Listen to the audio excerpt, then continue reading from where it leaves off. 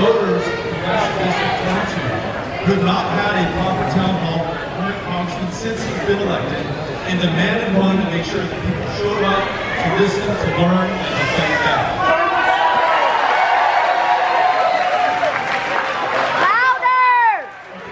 Athena, people are saying they can't hear me on this mic.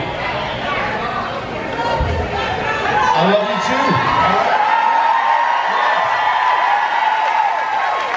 Is that a little better? Just know that I thanked a bunch of people. Okay, I want you guys to go back in time. It was a while ago. In fact, it was last Friday. There was a scene in the Oval Office. You had Donald Trump sitting. I feel the same way. You had Donald Trump sitting at a resolute desk. That in itself, a crime against humanity, right? I think so. Next to him, standing, is the Secretary of Defense, Pete Hegseth.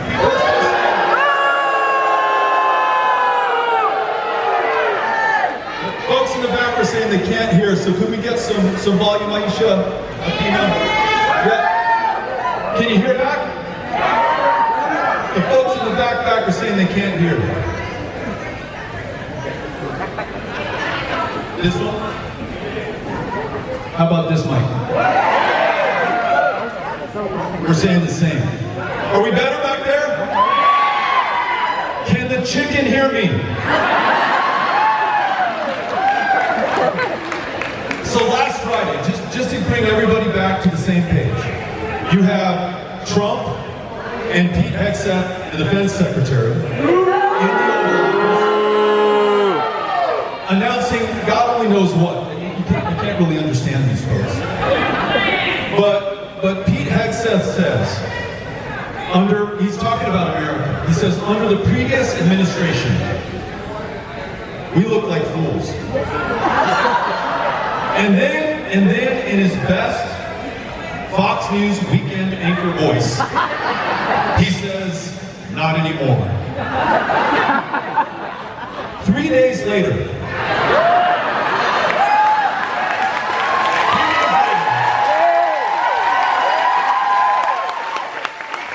that guy, across an unsecured group chat on a commercial platform, is texting detailed attack plans, putting the men and women of the United States military in harm's way as we ask them to go halfway across the world to secure our interests and to defend this country. And that's not it. Just in the last 3 months, which has felt to many of us like 3 centuries,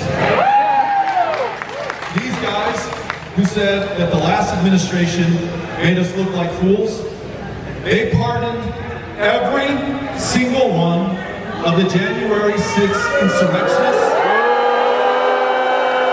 including those who beat cops, tried to kill them, and you know that some of those officers took their own lives in the wake of that insurrection attempt.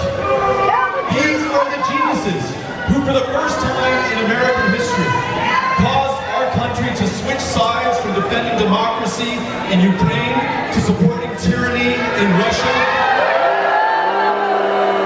This is the president who is driving this economy, and the economy is you and me and every other American worker and taxpayer into a ditch, promising us that he will lead us into recession, one that will be the worst in generations. And then that genius in health and human services, Bobby Kennedy Jr.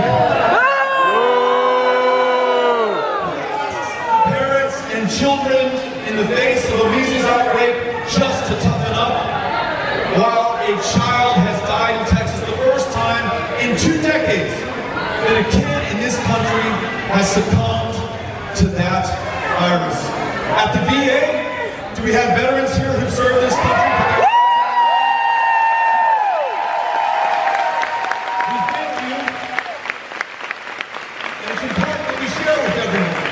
that it is already too hard to get an appointment at the VA, to receive your service-connected disability so that you can live and take care of yourself and your family. Now, President Trump promises to cut 83,000 jobs from the VA. Most of those he will cut are veterans themselves, the very women and men who put their life on the line for this country. And then lastly, this guy is attacking the courts, the Constitution, and the rule of law. And it's not if or when he will precipitate a constitutional crisis, because he is rejecting the decisions of the co-equal branch of government. We are in that crisis right now. Folks, this is not normal. This is not okay. This is crazy. This is ironic and criminal.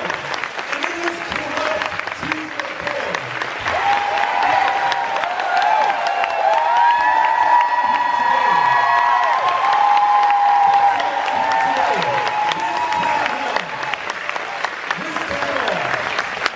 Is us stepping up, standing strong, and fighting back. Here's my diagnosis, at least for part of the problem. How in the hell did we get here?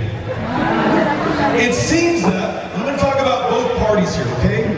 If you're a Republican and you're here, you're in the right place. I'm glad you came. If you're a Democrat,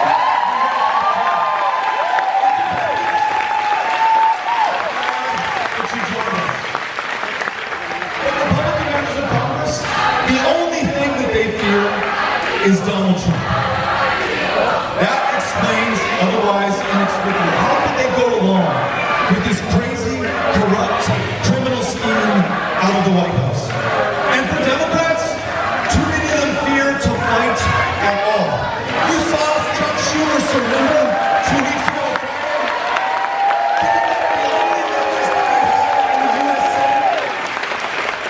My belief is that these town halls remind those members of Congress, Democrat and Republican alike, who put them into positions of power in the first place. The only ones that they should fear at all are you and the other voters in this congressional district.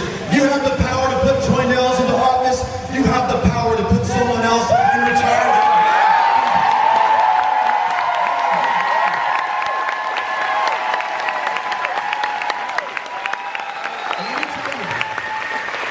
Let me tell you about the power of town hall meetings just like this one. It's solutions and it's accountability. I was in Congress for 6 years. For every single month, without fail, I held an open town hall just like this one. All comers welcomed, no holds barred. You didn't have to vote for me, you didn't have to like me. In fact, you could come to criticize me. I was going to stand there and take it because that was my job as a congressman.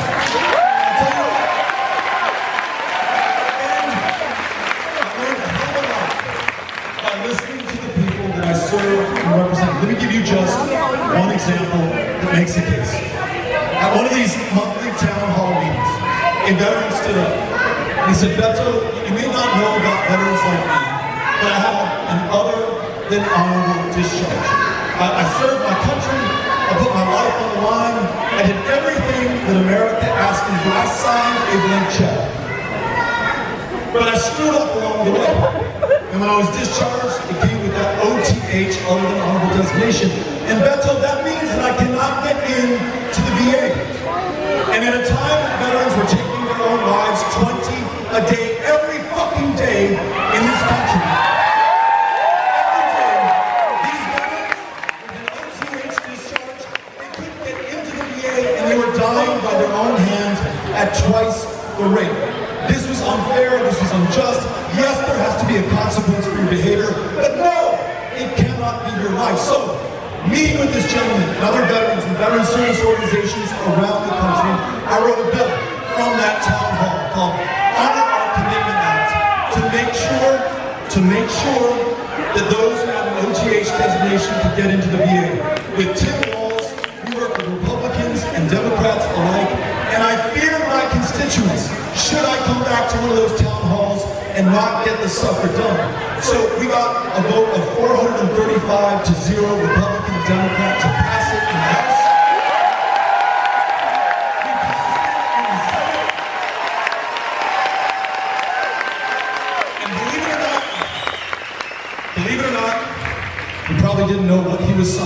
but we got Donald Trump to sign that sucker into law.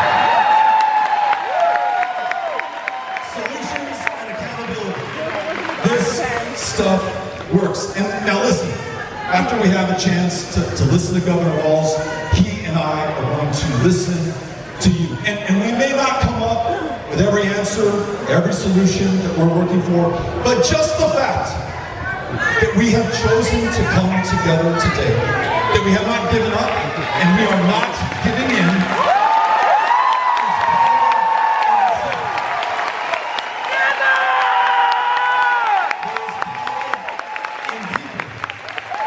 And you may say, hey, Beto, I don't want to wait until 2026 in the midterms. I don't want to wait until 2028 in the next presidential election, if we even have one, right? I'm telling you right now, we do not have to wait, and that's why we're here. In 2017 and 2018, Donald Trump had this god-awful zero-tolerance family separation policy. It meant that if you were coming to our country, you walked 2,000 miles with your baby girl. You got to our border, to our front door, to this place of refuge, to a country that is comprised of immigrants from the world over, which is what makes America great.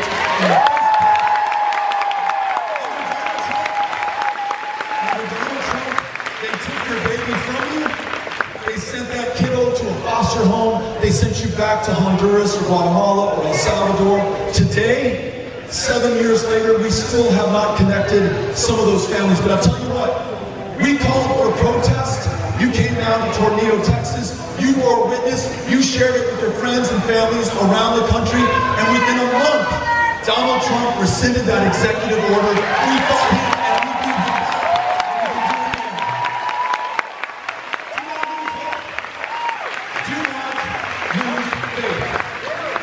Well, these may be dark days, and they most certainly are.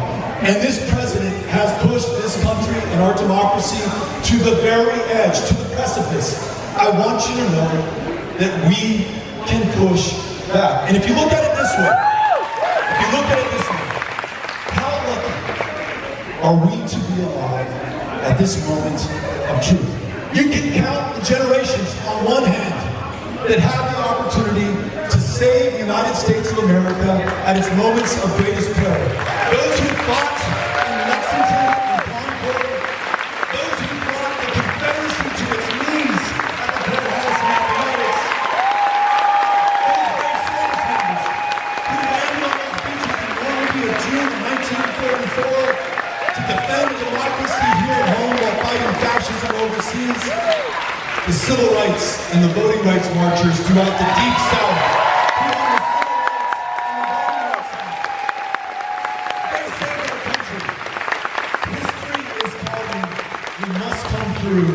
And we cannot be found wanting. It is going to be us together.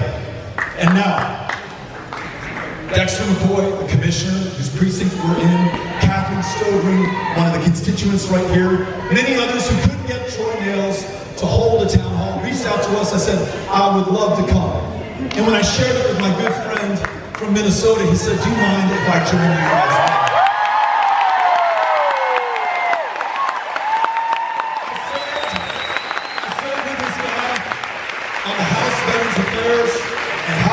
Services Committee for 6 years. He was always the first guy in, the last guy out. Meeting with every single veteran who testified before our committee, meeting with the veteran service organizations to make sure that we got the job done for those who got the job done for the United States of America. This guy is as real as a vet, school teacher, football coach.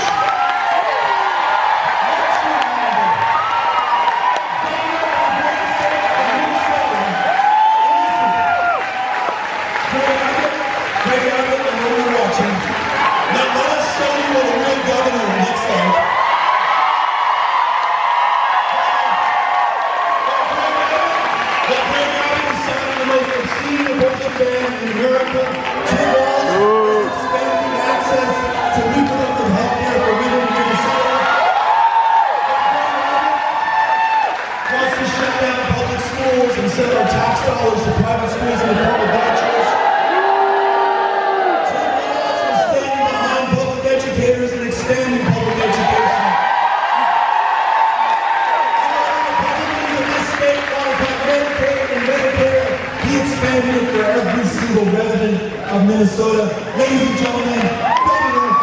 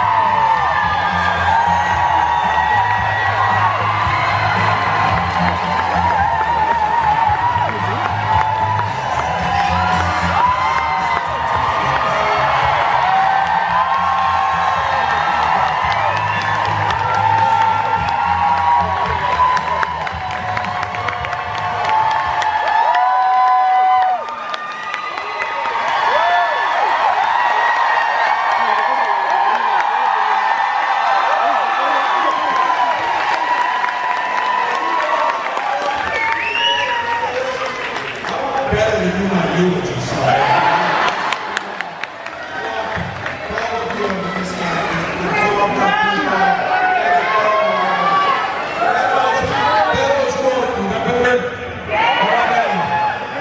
okay, one time I asked a crowd, can you hear me?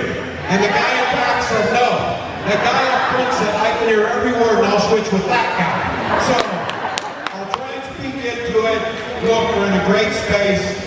I gotta say something though, with Beto O'Rourke.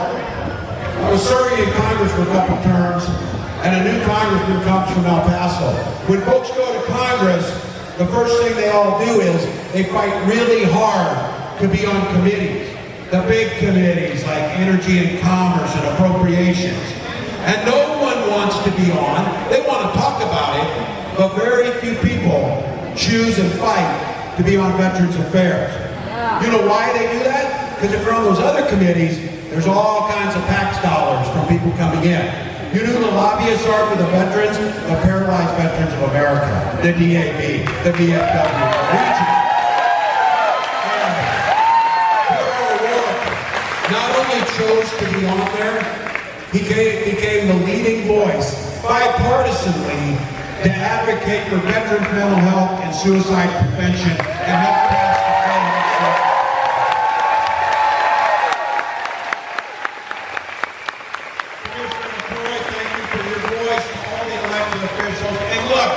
to each of you.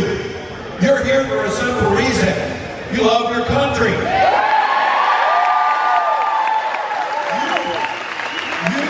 love it so damn much. You drove in Houston traffic at rush hour.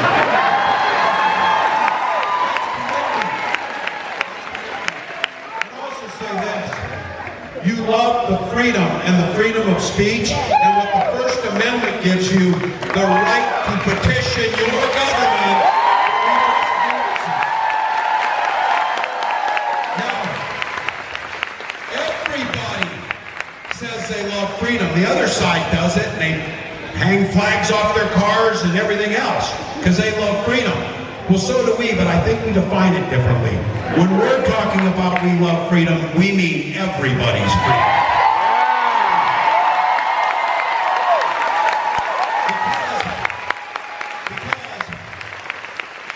When you're talking that you love freedom, but you don't want to extend it to others, you don't really love freedom. What you love is privilege. That's what you love. So you're here tonight to do the most basic, and I would argue, one of the most patriotic things, voice your experiences about what you want to see in your government. Now look, I'm not here to personally attack the member of Congress from this district. I am here to tell them, do your damn job.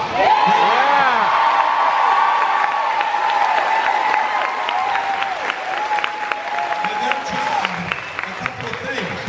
Their job is not to defend the policies of Donald Trump, it's to give voice to the people of this congressional district.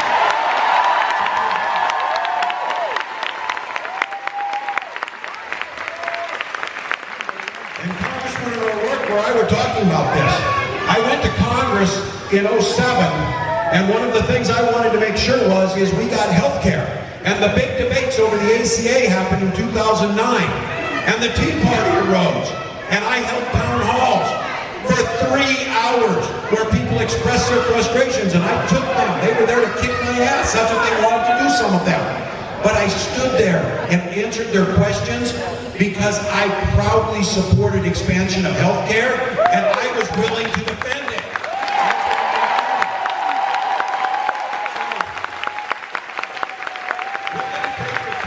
This is for you. I'm here because I have a megaphone or a platform, and I'm handing it to the people. I got asked, who's the head of the Democratic Party? Fox News went with this and ran because they said, you know what he said? He said the people are the head of the Democratic Party. Yes. So your member of Congress could stand right here on a Thursday night where the Astros just won 3-1, I saw. Twins are down 4-2 to the Cardinals, but it's early, so we'll see. But look, he could stand here.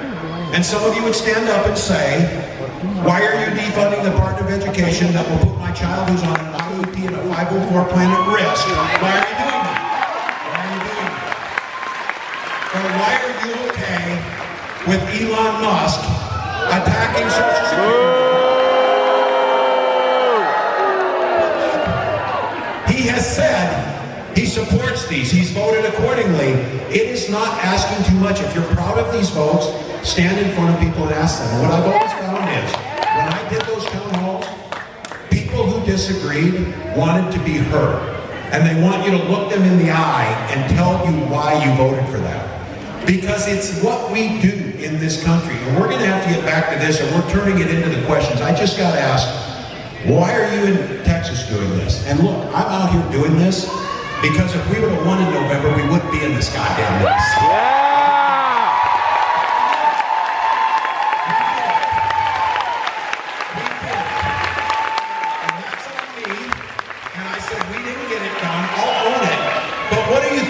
We're not going to quit. We weren't running to win an election. You don't win elections so you can bank political capital and win another election. You win elections so you can burn that capital and improve lives, especially those who don't have a voice. That's what you do. I went to the same 7 states over and over and over and over. Now, I'm not a fan of the Electoral College by any means, for numerous reasons. But we lost the popular vote too. And you know what people said, how'd you lose the popular vote? Because people in states that didn't get visited or don't care said, what damn difference does it make? They're getting all of Texas's electoral vote. Doesn't make any difference. We have lost our voice, and we as a Democratic Party should do some soul searching here. Why is our message only for Philadelphia or Phoenix or Milwaukee? And if we start deciding we're going to use an algorithm to decide how we're going to win elections, how about we just be proud of our policies, take it everywhere, and we will win the damn election. So we're here. My friend invited me. Beto just keeps working at it, and we talked about we've got to get out there, and if you want to have answers, they keep asking the elected officials, what do you think you need to do to win? Well, if they knew, we would have freaking won. We would have won. But we didn't. But you know who does? People who are standing up and saying, these policies are hurting my family. These policies are doing this. You need to be doing this. So we're going to take a bunch of questions. I will try and, I am not known for like finishing quickly, but I will, because I want to get to the point. But I would ask all of you when we get to the end, that I'm a 4th grade teacher, we'll do popcorn on this. I'd like you, you know popcorn, we're going to go around. But why this is going on tonight, the question I'm asking is, and we don't just talk, we should just be talking about what things are. What does it look like? And I said I started doing these town halls because I heard the primal scream of Americans saying, God damn it, do something. Do something. And I'm asking you, think about this as you're sitting here tonight. What does something look like? What do you want to see What do you think are the ideas to organize? Because there's folks out here doing it. And I got elected to Congress in a congressional district that had one Democrat since 1892. And the reason that I ended up winning that district was Howard Dean. Remember Howard Dean, Governor Dean? Howard Dean said, we need a 50-state strategy and we can't ignore a single congressional district. Because of that, my Republican district, farm district in southern Minnesota, people put money into it and we won that seat and we held it for 12 years. So the same thing needs to happen here. I just have to tell you, this tour too is, to be very candid, good for my soul. Look, it would be easy to check out. It would be easy to be cynical. It would be easy to fall into the depression of seeing the crap that's around us every day. But that's not the character. I certainly know it's not for Minnesotans. For Christ's sakes, it's going to snow Sunday in Minnesota. We're tough. We're tough. Texans have a reputation for being tough. And before I get I'm going to do my street cred for some of the young people here. Back in the late 1900s, 1980s, I lived over there at Westheimer in the Southwest Freeway. And went to U of H. And because it's Texas, I had to take 6 hours of Texas history. I know, for a Minnesotan, I know way too much about the Battle of San Jacinto.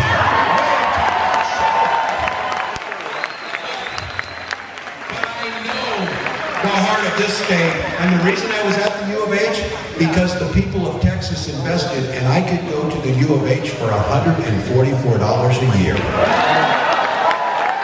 Made it affordable for everyone.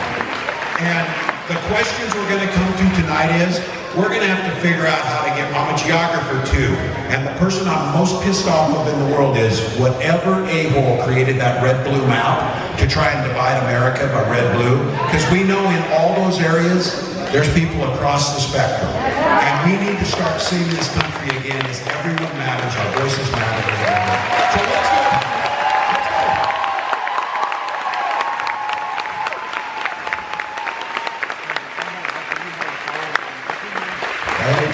We're going to have a chance to take as many questions as time allows. If you can pose your question succinctly, this mic might be too loud. If you could pose your question succinctly, the governor, and if there's something from a Texas perspective I can add, I will answer them as succinctly as we can, get as many voices into this. There were some questions that were submitted ahead of time by people who RSVP'd, and we're just going to ask some from anybody who holds a hand up after we've gotten through this list. First name, Brittany Cooington. Is Brittany Cooington here? Can we get her on the microphone? All right, we got Brittany right here.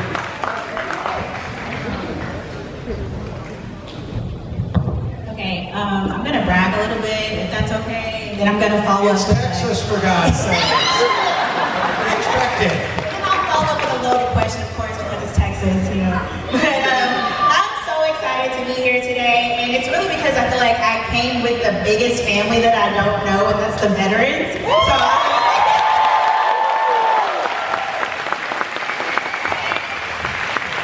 and I am a proud United States Air Force veteran from Dallas, Texas. Here today and pose this question to you on behalf of my people. All right, so with over 1.5 million veterans living in Texas, we are not a monolith, and I believe that has been made very clear by the eclectic representation that we have here today, to put it nicely. But we're obviously very concerned about the cuts at the VA and their potential impact on the veterans' health care. But more than just that, we're more than just veterans, we are the community. We're union members. I'm on a union meeting call right now. We're union members, we're women, we're non-binary, we're federal employees, we have disabilities, we are caretakers for those with disabilities, and we are part of the LGBTQ plus community. And all of that while living in marginalized communities ourselves. So here's the question. How do you believe that we can build our multifaceted identity into a cohesive and effective movement against the current administration and their attacks. Yeah. Beto, you can join in on this. We've got a lot of commonality here. I was very proud. We both served on that House Veterans Affairs Committee. I had the opportunity and the honor of serving as the ranking member. And I think Beto would say at the time we were there, it was incredibly bipartisan too on working together. There was that commitment. Now look, anybody in elected office, and I watch these folks, they all tell you how much they love veterans. Well, talk is cheap. And if you're not following through, and what we're witnessing right now is I would like to tell you it's surprising, but it's not, because the goal for a long time amongst this segment of folks is to privatize the VA healthcare system. And it's for some, and I tell you this, I represent the state. It's ranked first in healthcare. I'm home to the Mayo Clinic. We're proud of that. But the Mayo Clinic will tell you the best healthcare system in the country is the VA system. It trains over 80% of our physicians. Now, their attempt to go at that when they fire the 83% that are at the VA, many of those veterans themselves, the purpose of this is to try and transfer that money into the private sector. They've been continuing to do it. Veterans don't want that, and they will come to you and tell you this, well, the VA is not really efficient. You know, in the private sector, they bill you and the doctor sees you for 15-minute increments. You know, when you go see your doctor and they're kicking you out the door as quickly as possible? We actually were in a hearing where one of our colleagues said, did you know some VA doctors are spending up to 40 minutes with their patients? Yeah, that's what we want. That's what we want. And when we started pushing back on that, they caved and we were able to get the funding we needed. And the reason for it is they know that the American people stand firmly with our veterans. They stand firmly with them. So I've always said, and in Minnesota, I'm proud of this. We're going to become the 5th state that eliminates veterans homelessness. We have 218 veterans still alive. The lessons we learned there in talking about building a broader coalition, you know who's standing with us to make sure we get veterans homelessness completed is the advocates for eliminating childhood homelessness and then families. And I think for many of us, these policies that are good for veterans are good for everyone else. The veterans are incredible messengers for it because we know they gave, but I've said this as a veteran myself. I'm proud of that work, but I'm also proud I spent years in the high school classroom. Nurses are proud they spent time in those emergency rooms. Our skilled trades are proud that they built this country. Our small business owners are. These folks have done a wonderful job to try and segment us. And when you say that, and this warms my heart, I'm a veteran, I'm a labor member, I'm an activist, I'm part of a community. That's all of us. Don't let them take our identity and pigeonhole us because they use it to divide.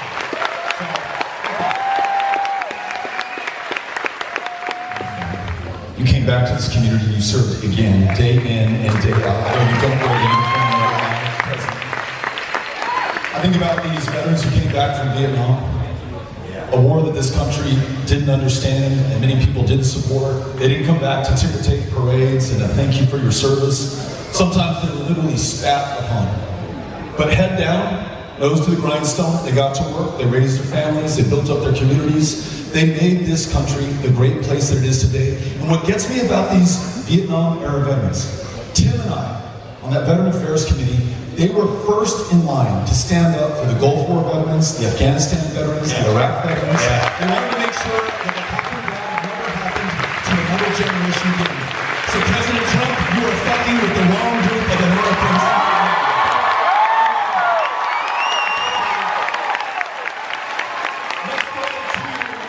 Next question is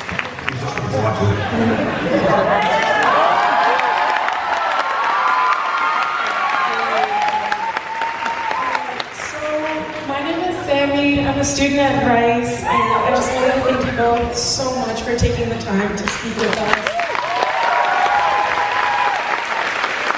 So much to have both of you stand so firmly in support of democratic values when it seems like kind of the world is crumbling around us. You both are figures of support, and it means more than you'll ever know.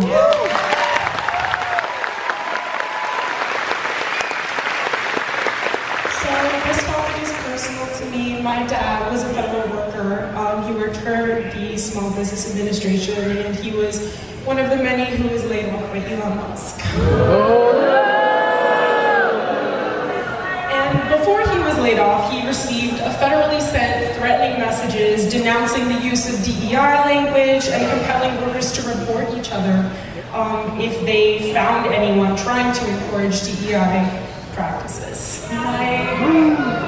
And it hurts my heart, and it hurts everyone around us, because we all know that diversity is what makes America great.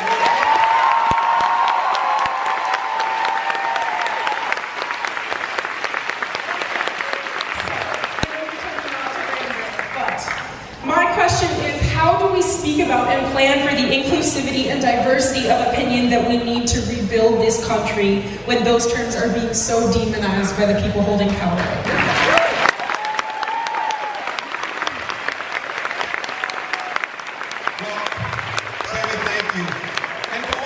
People who are here, I just pause for a moment and look around and look at, I'm especially talking about these old white guys who seem to disappoint us on a regular basis. But not this group that's here, standing with me. Folks that know, as Beto said, those Vietnam veterans, the motto of the damn Vietnam Veterans of America is never again will one generation forget another. And so for all of us to stand up and talk about these issues, and to talk to the American public in a way where we let them define the issues. And I watched this happen on the campaign. I thought for sure when Donald Trump was bragging about folks in Springfield eating cats and dogs, that would be the end. It was not. It was not, because we let them define the message. So let's be very clear, segueing from that last question. One of the groups that has benefited greatly by us understanding that diversity, equity, and inclusion and having policies around that were veterans themselves for hiring. Veterans are a part of the group when the federal government hires people based on that. The rest of it is, as we all know, in Minnesota, pretty white, pretty cold, much like you see in the northern hemisphere, northern states, population going down. 70% of our workforce over the next 20 years is going to come from communities of color. Our very existence depends on diversity and equity.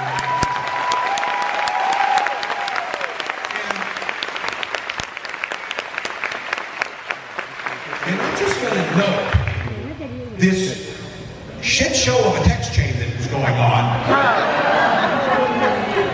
could have used a little diversity, equity, and inclusion.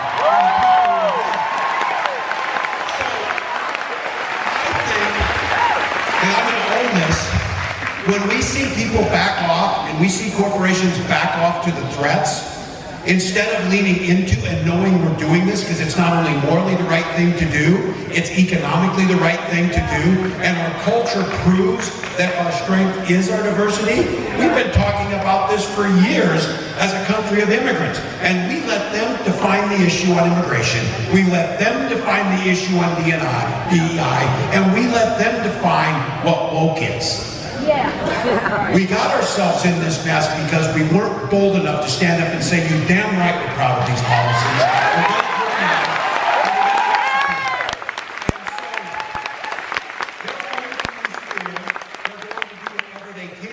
What I would say is, we need to make sure we're highly organized. Let's provide the data. Let's show them where things are at. They're finding out now. Florida kicked everybody out, and now what do they have to do? Weaken their child labor laws so we can put kids to work?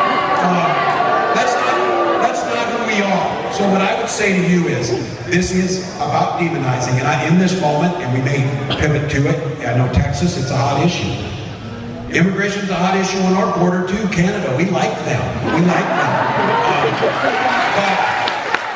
But if we're afraid to talk about these harder issues, if anyone's finding it hard to find their voice and say what happened to this young woman at Tufts University is absolutely horrific, then we deserve to lose elections.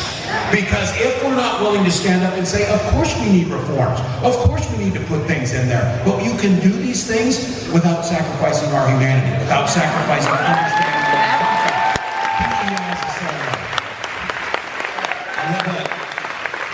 Let's have the courage of our convictions.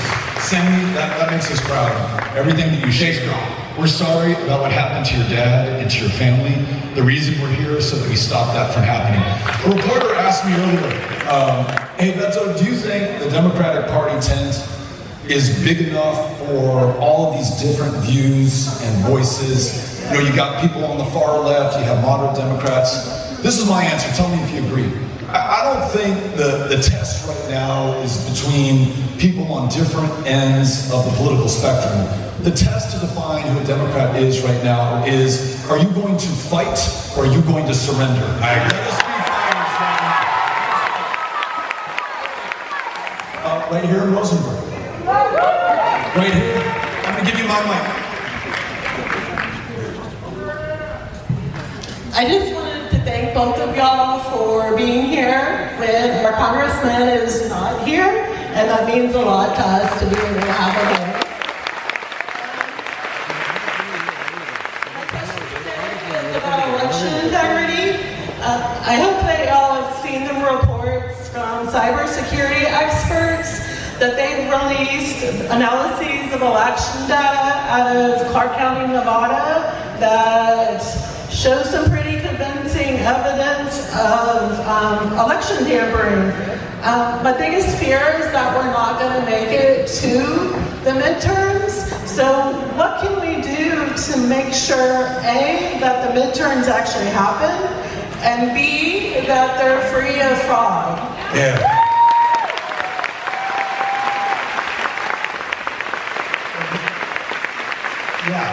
This one's a quote we saw just recently, Donald Trump's executive order to make it more difficult, specifically to women, trying to make it more difficult for women to be able to vote. We see one of the first things they do is try and restrict the vote. This is one of the things, though, that this is going to take power to the streets. And I don't know what the answer is on this, but I've been saying this. I think we need shadow government, so when all these things come up every single day, we've got an alternate press conference telling the truth about what we're doing.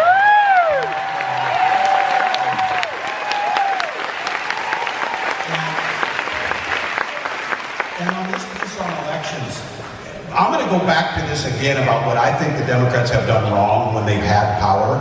I think we've been timid.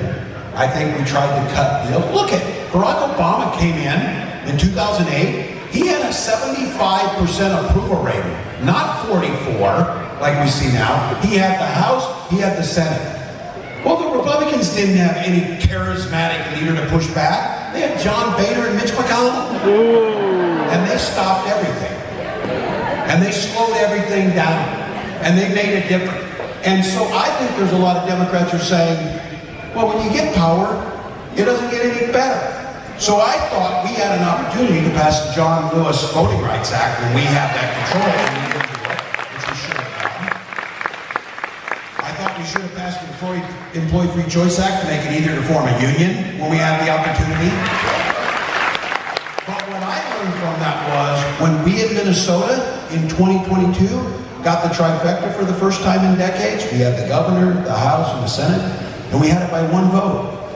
You know what you call a one-vote majority? A majority. And that's what you did. And so we passed, in Minnesota, we have automatic voter registration for everybody in the state. Starting at 16, 17-year-olds can work as election judges and get into the system to know what they're doing. We restored felon voting rights so everyone could vote. We extended early voting and vote by mail. And we did that not so Democrats could win elections, so that we could honor our Constitution and understanding voting is the heart of what we do. And so we have to get that out again, make the case to the American people that that sacred right of voting, if you're Democrat, Republican, Independent, whatever it is, we need to protect it, starting at the state level, and then make the case when we have power, we should have passed the John Lewis Voting Rights Act so that they couldn't be doing something. Thank you for this question. I'm going to brag on Fort Bend for a second. You know, I mentioned that courthouse in Appomattox and the price that this country paid, the hundreds of thousands of young Americans who gave their lives to defeat the Confederacy, the institution of slavery, to ensure that we actually lived up to our foundational principle, that we're all created equal, and that we will be treated equal under the law. right here in Fort Bend County following the Civil War. The first African American ever elected to the position of sheriff in the United States of America was right here in this county. Most are the offices of public trust, won fairly, democratically, legally by African Americans who for the first time in American history had the opportunity to vie for these positions of power. They did an extraordinary job until the sun set on our democracy. People looked away and then they just completely turned their backs on the South and those who were literally fighting not just for the right to vote and hold office, but for their very lives. You all probably know about the Jaybird War. The Jaybird primary, which was a whites-only primary within the Democratic Party that excluded every African American, that devolved into political violence with assassinations across Fort Bend County in the 1880s. It comes up to the federal government. At that time, the pro-democracy party was the Republicans. To Tim's point, they had the White House, they had the House, they had the Senate. In 1890, they had their version of the John Lewis Voting Rights Act. It passed the House, it gets to the Senate, it is held up on a filibuster. The Republican president decides to make other deals with Southern senators, and they end a multiracial democracy in America that we will not see again until the first president from the state of Texas, Lyndon Baines Johnson, in 1965, signs the Voting Rights Act. So let me bring this full circle. That Voting Rights Act stands the test of time, decade in, decade out. There's a legislator from this community, member of Congress, maybe you've heard of her, Barbara Jordan. She, in the 1970s, reauthorizes the Voting Rights Act to include language minorities. Those U.S. citizens who don't speak English but are picking the food that ends up on your fucking table at night, they should be able to read the ballot and vote and hold office too. And because of what they did, 1980s, 1990s, 2000s, clear assembly, the arc of justice bends in exactly the way that we want it to. It just happens, right? Progress is inevitable and forever. And then in 2013, in a Supreme Court decision, Shelby versus Holder, the majority, in their infinite wisdom, said, you know what? I guess we don't have a problem with racism in America, or people in political office hoarding power to the detriment of the powerless. So we'll strike down the Voting Rights Act of 1965. Ruth Bader Ginsburg, in her scorching dissent, says, you know what? That's like being in a rainstorm, and that fucking umbrella has kept you dry year after year after year, and so you say, you know what? I'm going to put it away. Well, folks, we have been soaked every single day since 2013. Texas, the worst voter ID law in the country. Texas closed 700 polling places. Where did they close them? In the fastest growing black and brown neighborhoods in the state of Texas. Texas, 13% rejection on mail-in ballots. You see that in banana republics. You do not see it in modern democracies, but you see it in Texas. So listen. This is the question of the hour, because if we do not save our democracy, if we do not get one back in the state of Texas, every other thing that we care about becomes impossible. So look, one of the criticisms, one of the digs on our party is, you guys are great at protesting, at marching, at holding rallies, at bringing celebrities out, getting everybody all jazzed. You suck at building political power. Well, let's change that right now, okay? Here's what I'm asking you. I know we don't have candidates on the ballot, but there is work to be done. The folks who are in the high visibility yellow vests are not construction workers, or they may be in their day jobs, but they are powered by people who will sign you up. If you give them your contact info, and in this age of convenience and ease, I promise you this is going to be hard.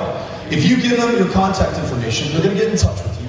They're going to train you to become a volunteer deputy registrar, get your certification right here in Fort Bend County. They're going to go with you to the places where unregistered, likely Democrats are, get them on the rolls, stay in touch with them, turn them out so that we can fight back and win that election. We will not win if we begin the work in 2026, but we will if we do it in March of 2025. You with me?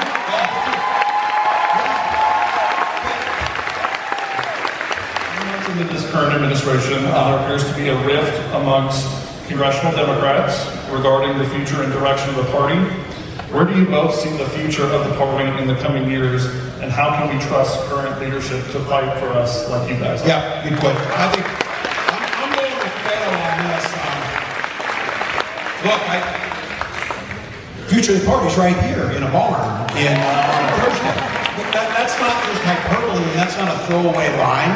We're going to have to figure out why are our policies, when we poll our policies, like paid family medical leave, which by the way, every other damn country in the world has it, except us.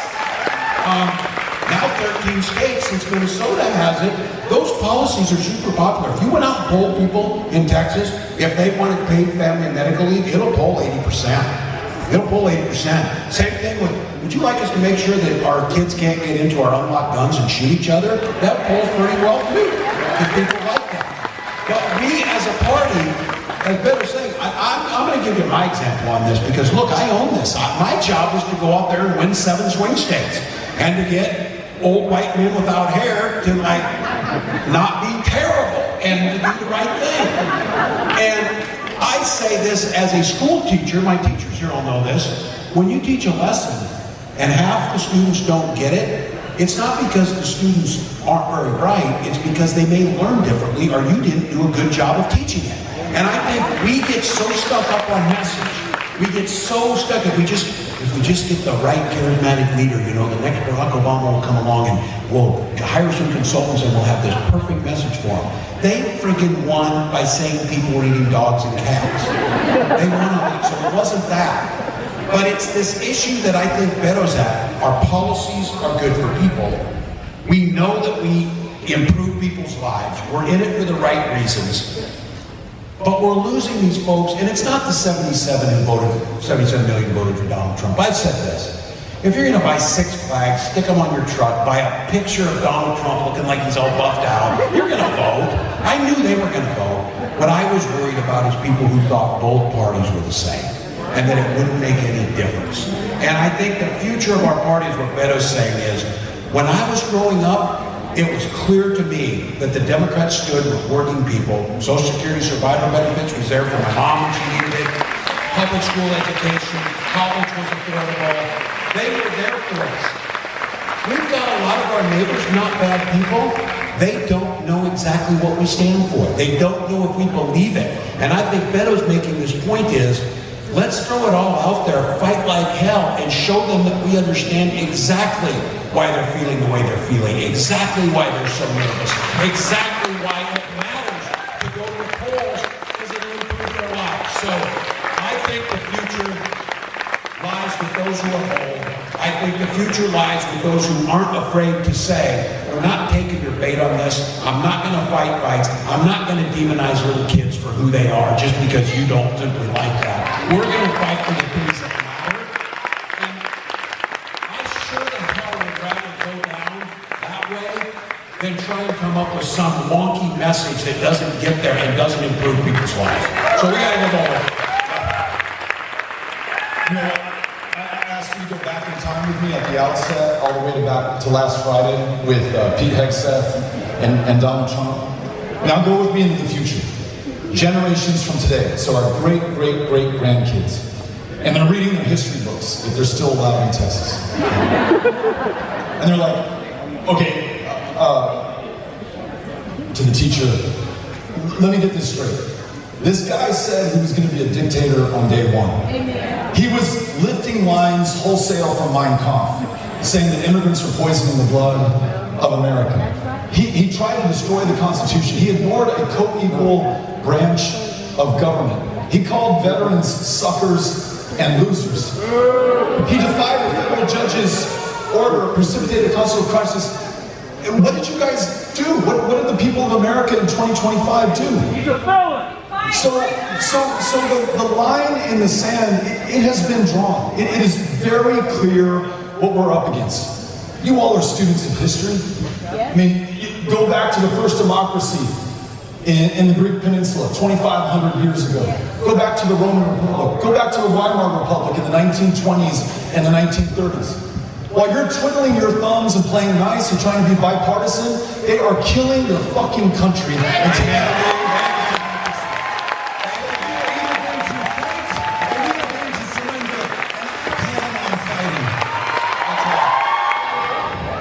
both for coming out here. I just want to say it's surreal. I watched you at the DNC as a national delegate, and now I'm sitting here talking to you today.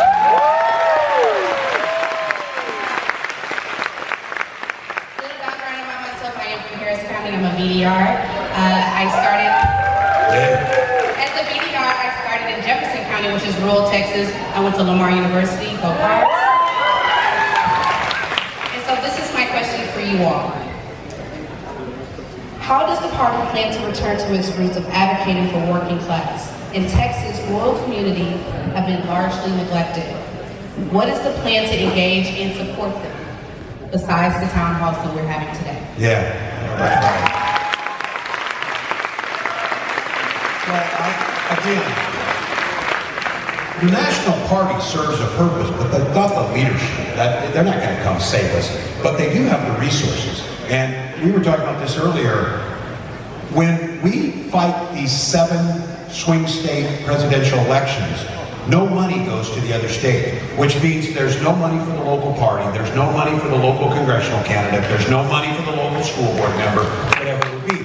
We've bled them dry, and over the years, Republicans went out and won all of these local seats. They won all of this, and they invested. So I said, look, you always say it's not always about the money. Sometimes it sure is.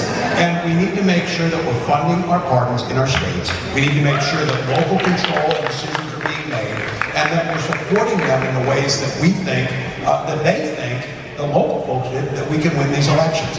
And I think, again, Beto's been talking about it all night. He's got me believing as I think about this. We have got to somehow figure out why 80 million Americans stayed home. Many of them middle-class folks who thought that Donald Trump and Elon Musk and the rest of this circus was going to be better for them. How did that happen?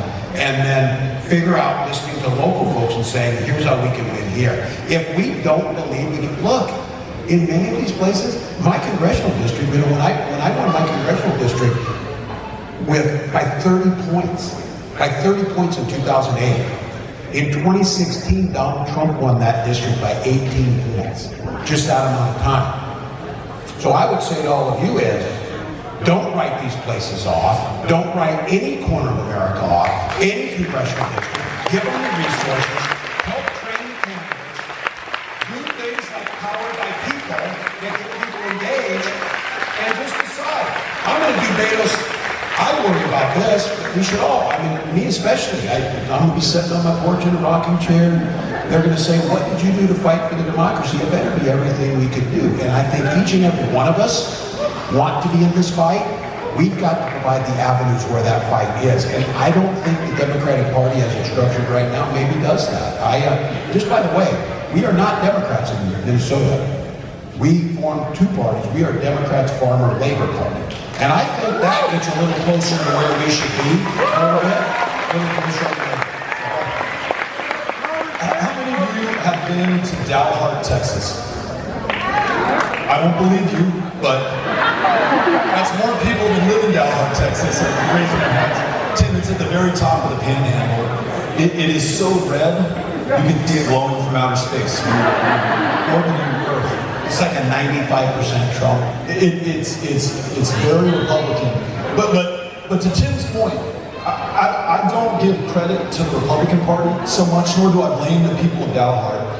But it's Democrats who frankly, present company excluded, stopped showing up and fighting for the people that they purported to serve and represent. Let's be honest with ourselves. For too long, if you were black, if you were brown, Democrats said, you know what, I already got their votes. It's in the bank. I'm not going to show up and listen to them. I could care less. If you're white and you're rural, you know what, we're never going to win there. I'm not going to show up there either. I'm just going to hope demographically that this state grows, and I keep banking on these things, and my account gets so large that ultimately we have a majority. The stupidest fucking strategy ever invented in the world.